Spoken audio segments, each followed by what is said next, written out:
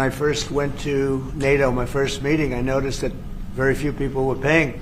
And if they were, they weren't paying their fair share. There were only 7 countries that were paying what they were supposed to be paying, which was, yeah, it's even worse. Could be even worse. But there were just very few countries that were paying, and even the paying, it was at 2%, which is too low. It should be higher. It should be quite a bit higher.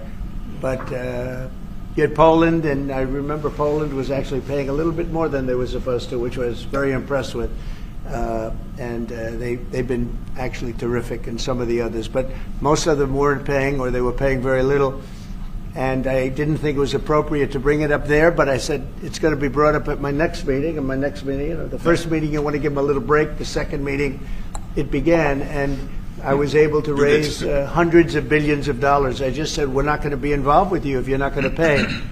And the money started pouring in, and NATO became much stronger because of my actions and working along with a lot of people, including Mark. But they would not pay for other presidents, and I don't think other presidents even knew that they weren't paid. I asked, first question, has everybody paid up?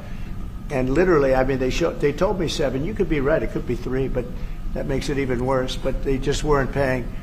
And I said, no, I won't protect if you're not paying. If you're delinquent or if the money isn't paid, why would we do that? And as soon as I said that, you get a little hit from the press because they said, oh, gee, that's not very nice. But if you said the other, nobody would have paid.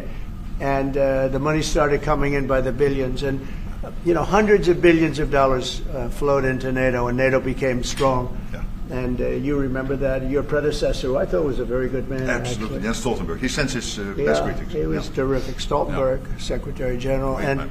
He made the statement that when Trump came in, the money started coming in like we never saw before. Hundreds of billions, actually probably close to $600 billion came in.